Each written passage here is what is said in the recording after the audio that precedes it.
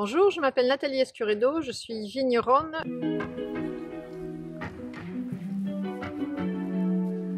et formatrice à l'école du vin de Bordeaux et je vous présente Jéricho, qui est le chien de la propriété et qui surtout est très attiré par le plat que je vous ai préparé.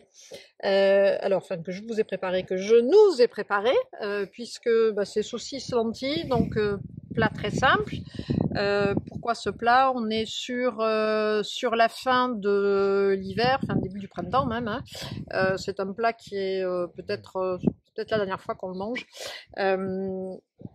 J'avais surtout envie de le boire avec du rouge. Pourquoi du rouge? Parce que voilà, on est sur un plat d'hiver où on a une activité en principe dans les vignes qui est assez intense, donc c'est bien d'avoir un vin rouge avec. Qu'est-ce que j'ai choisi? Un vin rouge AOC Bordeaux, Bordeaux supérieur. On est sur un vin qui est 100% merlot. Alors le merlot, sa typicité, c'est plutôt le fruit.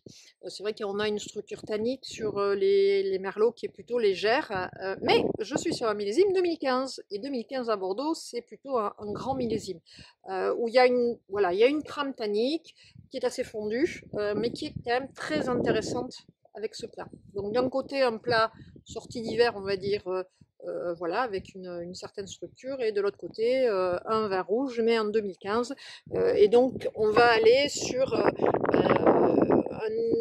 quelque chose d'équivalent entre la structure du plat et la structure du vin. Un autre accord qui, moi, me semble aussi très intéressant, c'est le clairet. Alors, le clairet, d'abord, c'est une appellation d'origine contrôlée qui n'existe qu'à Bordeaux. C'est pas du rosé, c'est pas du vin rouge, c'est une AOC à part entière. Et le clairet n'existe qu'à Bordeaux. Qu'est-ce qui m'attire sur le clairet? D'abord, ça va être le côté fruit, le côté fraîcheur. Je trouve quand même intéressante, surtout avec la saucisse de Toulouse, qui est quand même assez épicée. Nous, on aime bien les vins à la maison avec notamment du poivre. On a tendance à manger avec un peu de moutarde. Donc, le clairet, finalement, c'est un bel accord parce qu'il y a cette acidité, il y a cette fraîcheur d'un côté.